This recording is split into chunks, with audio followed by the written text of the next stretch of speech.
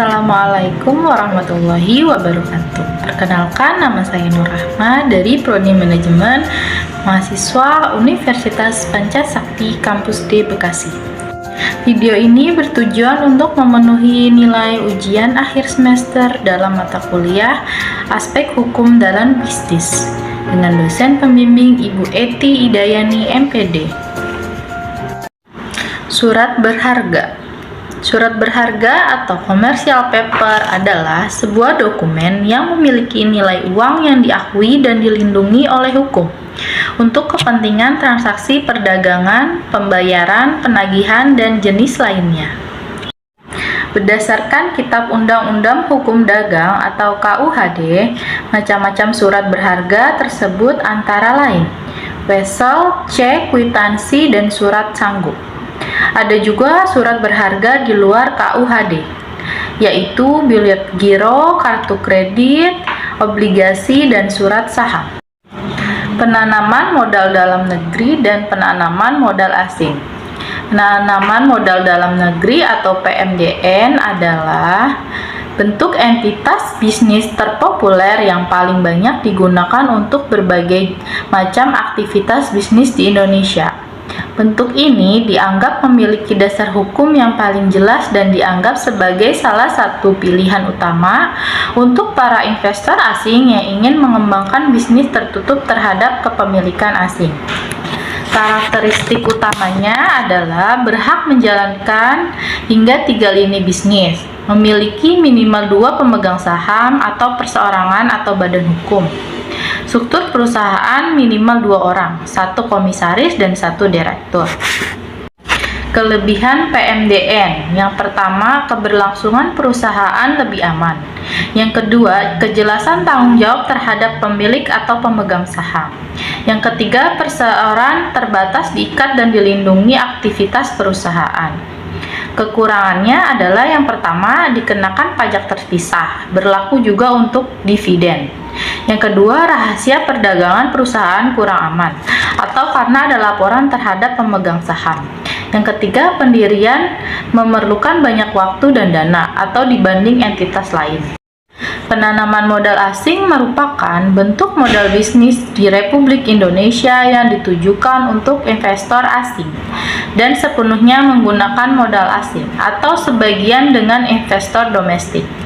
Karakteristik utamanya adalah dalam bentuk perseroan terbatas atau PT, memiliki hak dan juga kewajiban yang sama dengan perusahaan domestik, memiliki minimal 2 pemegang saham, perseorangan atau badan hukum. Kelebihan PMA. 1. Memiliki minimal 2 pemegang saham, perseorangan atau badan hukum. 2. Struktur perusahaan minimal 2 orang, 1 komisaris dan 1 direktur. Yang ketiga, izin lisensi lebih cepat dan mudah. Kekurangan PMA. Yang pertama, laporan wajib pajak bulanan.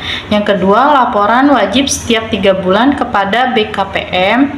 Yang ketiga, minimal rencana investasi sebesar 1 juta US dollar atau 10 miliar. Joint venture. Joint venture atau yang biasa disebut dengan perusahaan patungan adalah perusahaan yang didirikan oleh 2 atau lebih entitas bisnis dengan tujuan menyatukan sumber daya dan menjalankan bisnis dalam jangka waktu tertentu. Tujuan utama mendirikan joint venture adalah agar perusahaan yang memberikan kekuatan ekonomi kepada perusahaan induk mendapat keuntungan bersama. Contohnya, bisa juga antara negara seperti Indonesia yang kaya akan sumber daya alam, tetapi yang mengekspor sumber daya tersebut dari negara lain. Keuntungan pun dibagi sesuai kesepakatan dari berbagai pihak, seperti contohnya PT Freeport. Hak kekayaan intelektual. Hak kekayaan intelektual adalah istilah yang digunakan untuk merujuk kepada seperangkat hak eksklusif yang masing-masing diberikan kepada seseorang yang telah menghasilkan karya dari olah pikirnya, yang memiliki wujud, sifat, atau memenuhi kriteria tertentu berdasarkan peraturan perundang-undangan yang berlaku. Tujuan diadakannya hak akan kekayaan intelektual adalah untuk melindungi sepemilik karya. Lalu, terdapat juga manfaat lain dari penerapan haki, sebagai perlindungan hukum kepada pencipta, juga terhadap hasil cipta karya serta nilai ekonomis yang terkandung di dalamnya. Jenis-jenis hak kekayaan intelektual. Ada hak cipta, hak kekayaan industri, TM, SM, R, C, dan sebagai pelindungan hukum terhadap pencipta dan karya ciptanya, sebagai bentuk aspirasi pelanggaran haki. Waralaba. Waralaba berarti hak atau kebebasan. Dalam arti luas, itu didefinisikan sebagai hak antara pemilik merek, suatu produk, dan pengguna merek. Beberapa tujuan dari diadakannya kerjasama waralaba, beberapa diantaranya adalah seperti meminimalkan resiko kerugian, mempermudah pengenalan produk pada konsumen, dan menyederhanakan usaha bagi pemula. Contohnya yang bisa kita temukan adalah minuman Thai tea, coffee shop, fried chicken, kedai kebab, dan lain sebagainya. Lembaga pembiayaan. Lembaga pembiayaan adalah badan usaha yang melakukan kegiatan pembiayaan dalam bentuk penyediaan dana atau barang modal. Lembaga pembiayaan meliputi perusahaan pembiayaan adalah badan usaha yang khususnya didirikan untuk melakukan sewa guna usaha, anjak piutang, pembiayaan konsumen, dan atau usaha kartu kredit. Selain berperan penting mendukung perekonomian di tanah air, lembaga pembiayaan dapat membantu menyerap tenaga kerja yang tinggi.